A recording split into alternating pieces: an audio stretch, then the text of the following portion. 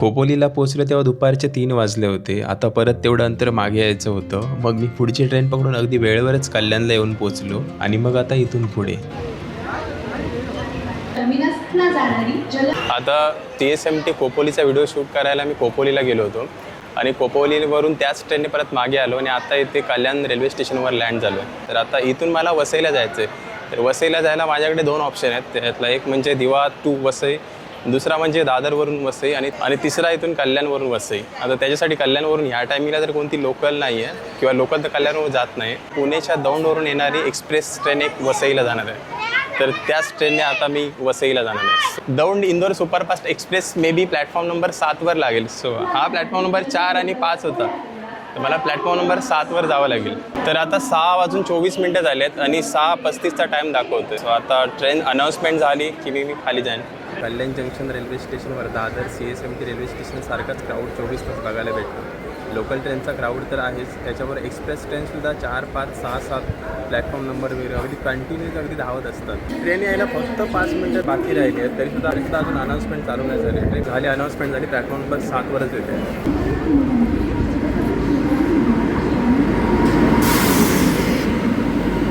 पुढे गेला general class. मी मध्ये मागे थांबलो, मला माहिती नव्हतं एवढ्या पुढे लागतो ते. फायनली मला आतमध्ये बसायला तर नाही भेटलं, पण ट्रेनमध्ये चढायला तरी भेटलं. हाच ऑप्शन आहे आता मला जे दादर किंवा दिवावरून असं पूर्ण राऊंड मारून जावं लागलं असतं ना, तो माझा राऊंड वाचला. आता डायरेक्ट मला इथून ही कल्याण जंक्शनवरून वसईला नेऊन सोड.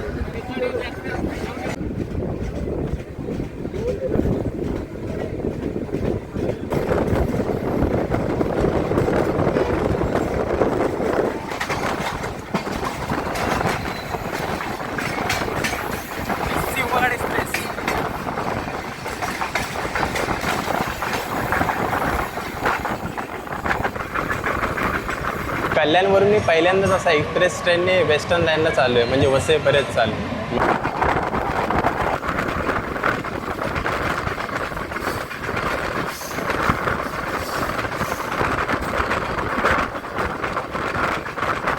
आता इथे कोपर रेल्वे स्टेशन नंतर ही लाईन जी वेस्टर्न रेल्वेला जाणारी ही लाईन वेगळी होते, जी की भिवंडीला चालते.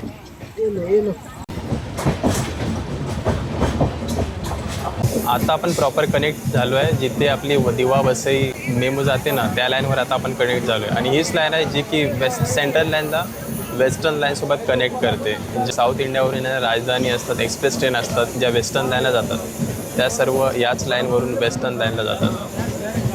भिवंडीला पोहोचायचा टाईम होता ना, तो 6:58चा होता. आता वाजल्यात 7:14 आणि 7:33चा टाईम दाखवतो आता भिवंडीला. म्हणजे आता जवळपास ट्रेन अर्धा तासाच्या वर 2-3 मिनटं लेट चालू आहे. त्या ब्रिजनंतर ही एक्सप्रेस कोपर रेल्वे स्टेशनला स्किप करेल.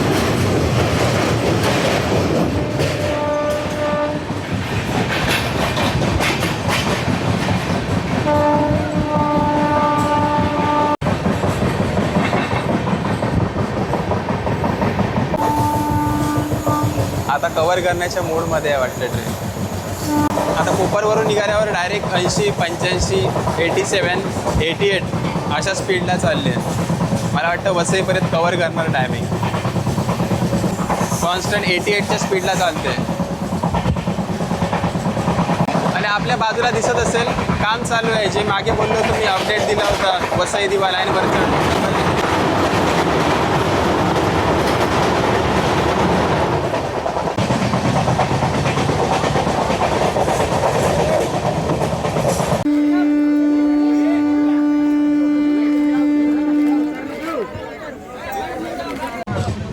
कल्याण रेल्वे स्टेशन नंतर इथे भिवंडी रोडला पण एक हॉल्ट होता, पण प्लॅटफॉर्म त्या बाजूला आलं, त्याच्यामुळे बरं झालं या बाजूने जास्त लोक चढले नाही. तर 20 मिनटामध्ये आपलं वसई रोड रेल्वे स्टेशन येईल.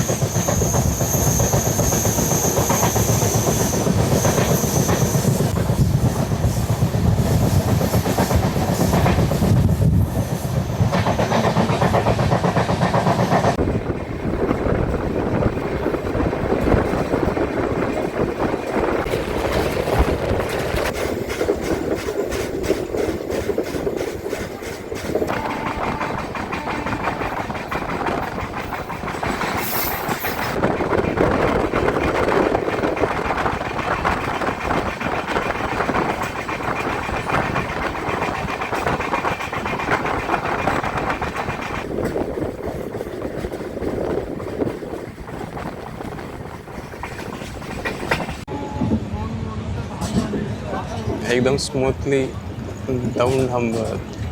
दौंड इंदोर सेंट्रल रेल्वेची लाईन आहे तिकडेच एंड होते आणि इथून मग पुढे वेस्टर्न रेल्वेचा झोन चालू होतो. वेस्टर्न रेल्वे डिव्हिजन सुरू होतो इकडे.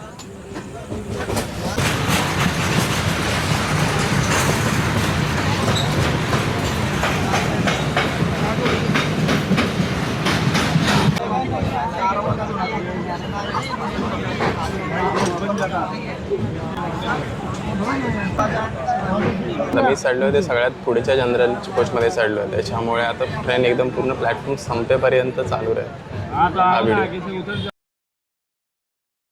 ओके, ते फायनली आता मी वसई रोड रेल्वे स्टेशनला येऊन पोहोचलो आहे. तेवढाच टाईम लागला असता, दादरवरून येतो ना तरी सुद्धा तेवढाच टाईम लागला असता. तर आता मी या ट्रेनने आलो इंदोर दौंड सुपरफास्ट एक्सप्रेस, जिचा ट्रेन नंबर आहे 22943. आता ही पुढे इथून मध्य प्रदेशमध्ये इंदोरला जाईल. तर 3 ट्रेन आता पुढे मध्य प्रदेश इंदोरला जाईल आणि मी आता माझ्या घरी जाईल. तर हा व्हिडिओ इथपर्यंत जर बघत आला असेल ना आणि जर तुम्हाला व्हिडिओ आवडला असेल तर व्हिडिओ लाईक करा आणि शेअर करा तुमच्या मित्रांसोबत, फॅमिलीसोबत. आणि जर चॅनलवर नवीन असाल तर चॅनलला सबस्क्राईब पण करा. इंदोरला जाईल. इंदोर